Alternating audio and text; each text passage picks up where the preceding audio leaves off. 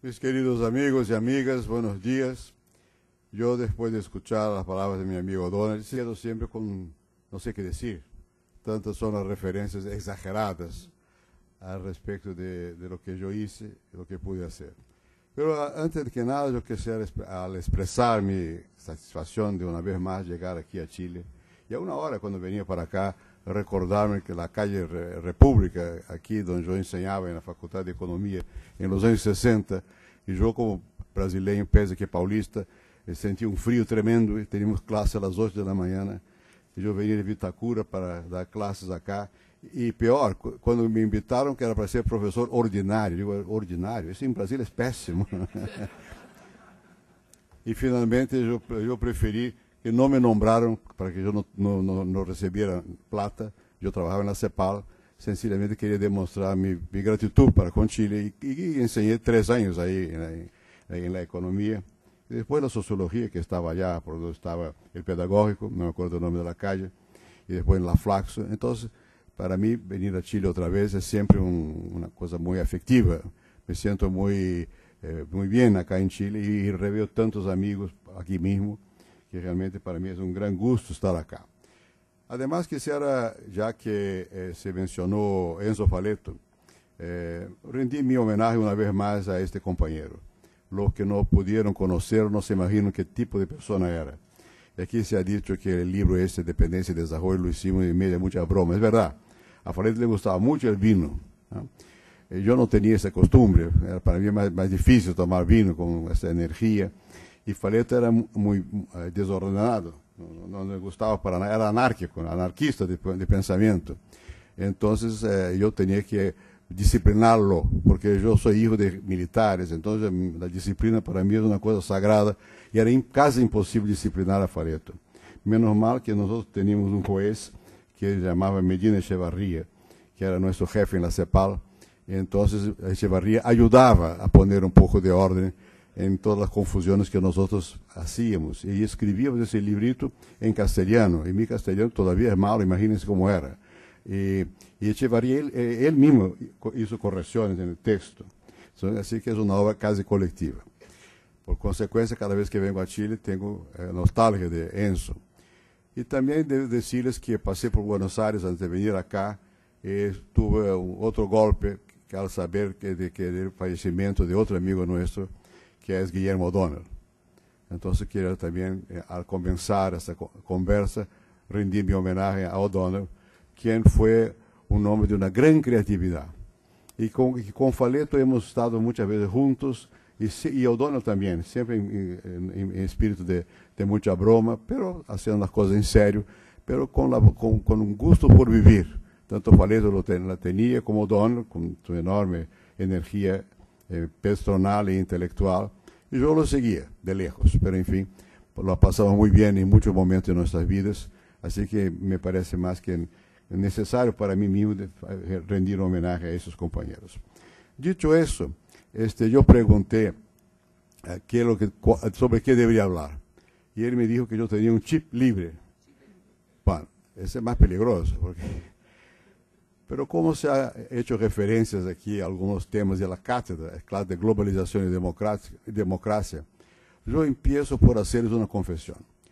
Cuando estuvimos acá escribiendo este libro, Dependencia y Desarrollo, que después ya cumplió 40 años, y después tuvo una cierta importancia más tarde, en la época, nosotros no teníamos la más mínima idea de que en verdad estábamos tanteando para describir lo que hoy se llama globalización. Y no teníamos idea. En aquel momento todavía lo que era vigente era una idea de un mundo donde había un centro y una periferia, y donde los conceptos llaves todavía eran conceptos antiguos. La periferia era dominada por las fuerzas céntricas, el imperialismo era la expresión de eso, la expansión del capitalismo se daba bajo la forma de imperialismo, colonialismo, no sé cuánto, y la CEPAL já havia descrito esse processo de outra maneira, em termos de centro e periferia, e com as ideias de Furtado, principalmente de Prebisch, pois havia já uma ideia de que era possível cambiar a situação. Na verdade, a mensagem da CEPAL não era uma mensagem de acomodarnos a la situación, sino de tratar de cambiarla. Y Prebisch era un economista de buena formación, había escrito un libro sobre Keynes, él mismo fue presidente del Banco Central de Argentina, y era un hombre de gran sensibilidad y un hombre de visión política.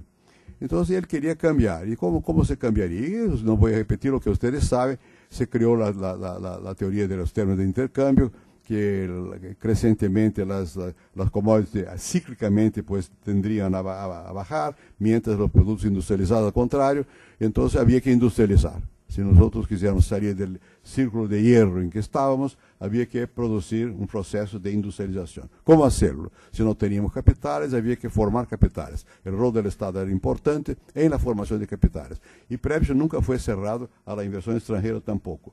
Y Prebisch tenía muy claro que la clave de todo era el aumento de la productividad. Entonces todo el tiempo el asunto era ver cómo se podía agregar valor y cómo se podía desarrollar instrumentos técnicos, tecnológicos para una producción que agregara valor. Además, en aquel entonces la idea era necesario que el Estado pues dé un empuje a todo eso, forzando la capitalización y creando políticas que fueran favorables a la industrialización para volverse al revés la situación preexistente. Bueno, y de ahí también algunas ideas de que era necesario algún tipo de planeación. No por casualidad, Prebisch creó el Instituto el ILPE, Instituto Latinoamericano de Planeación Económica y Social. Y más tarde, Prebisch fue tan consecuente que fue crear la UNCTAD, porque decía, hay una división internacional del trabajo que impide que eso funcione bien, hay que tener entonces reglas de comercio. Era ese el ambiente de los años, fines de los 50 y comienzos de los 60. Yo no tenía nada en contra de esta visión, pero como soy sociólogo, digo, bueno, aquí falta el meollo, falta la cuestión política y falta la cuestión sociológica. Y bueno, y quizás la vinculación centro-periferia sea insuficiente para explicar lo que pasa en América Latina de aquel entonces, porque yo venía de Brasil y Brasil ya era un país que se industrializaba y donde ya había inversión extranjera fuerte en el sector industrial. Argentina también y México también. Entonces, bueno, hay algunos países que no se relacionan con el centro de esta manera tan sencilla. Y en la medida en que hay inversión externa, esta inversión externa pues también termina por aliarse a la necesidad de expansión del comercio local, doméstico, del mercado interno, porque entonces no se hablaba de exportar el producto industrializado acá, porque la calidad era otra y no sé cuánto, entonces había que ampliar el consumo doméstico y por consecuencia, entonces criticábamos las ideas vigentes entonces en la izquierda, ancladas en la visión del Partido Comunista, de que el gran enemigo era el imperialismo y que el imperialismo se asociaba al campo, al latifundio improductivo, o productivo, no importa, en contra de la posibilidad de industrialización.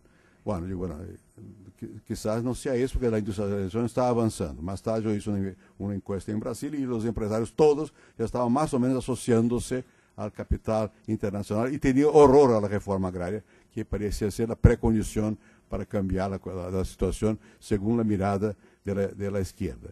Entonces, ese libro es un intento de, mire, cuidado, a la cosa es más complicada que eso. No se puede simplificar tanto y esa visión reduccionista que viene de la izquierda no captan el movimiento de la realidad, de los procesos que ya están ocurriendo.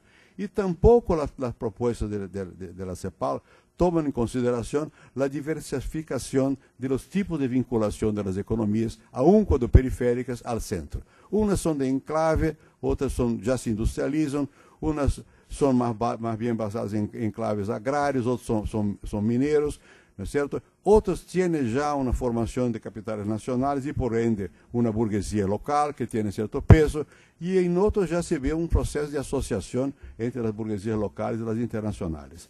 Enseguida yo escribí unos artículos sobre el desarrollo dependiente asociado. Me refería a la existencia de esta asociación. Fíjense que en esa época no había siquiera el concepto de empresa multinacional. No se hablaba. La empresa en los años 60. La multinacional fue un invento de un señor Vernon en los años 70 en Estados Unidos. Se hablaba de trusts, carteles. No, era otra la visión, no había conceptos. Y nosotros, para tratar de describir o que ocurría, inventamos un concepto insuficiente. Hablamos de la internacionalización del mercado interno. No era la internacionalización de todo. incluso de la producción. Era el comienzo de la globalización, donde nosotros no había concepto y tratábamos de ver qué está pasando con ese mundo que se está transformando, y ya no, las ideas de antes ya no tienen vigencia, pero no tenemos todavía ni siquiera el vocabulario para expresar lo que está pasando. No podríamos imaginarnos de que en los años 70 y de ahí en adelante los cambios han acelerado enormemente por dos razones fundamentales. Razones de orden técnica, pero que tienen que ver también con la cultura de los países, que es lo siguiente. Uno, hubo una transformación brutal de los medios de transporte físico. Hubo la transformación, la existencia de los containers, los grandes, ¿cómo se llaman?, buques que pudieron llevar mercancías para muy lejos, y eso permitió una enorme movilidad física. Y lo otro fue el desarrollo de la informática y de la Internet, y con todas las consecuencias de eso, en términos de cambiar la noción de tiempo y de espacio, y uno puede producir no importa dónde, controlarlo de lejos, y puede maximizar los factores de producción utilizando parte de la producción en distintas partes y organizándola, montándola en una tercera parte, y eso todo cambió mucho el modo de linkage, de vinculación que hay entre las distintas economías del mundo, y empezó a existir realmente un proceso de globalización. Globalización como tal, en verdad solamente se pudo hablar y con más propiedad cuando esos procesos, incluso tecnológicos de la Internet y todo, adentraron el capital financiero. Entonces ahí la volatilidad de capitales, la posibilidad de enviar capitales, el flujo de capitales tomó un bulto enorme. Y de hecho, de alguna manera, la temática nuestra, que estaba obsesionada por los estados nacionales, por la cuestión del imperialismo o del desarrollo basado en el Estado, pues quedó un poco a la saga, porque las multinacionales pues saltaban barreras nacionales, y el flujo de capitales, ni hablar. Eso empezó a ser una pesadilla, porque tiene una capacidad muy rápida de toma de decisiones que no tiene nada que ver con la toma de decisiones políticas. Bueno, eso es lo que produjo la actual globalización.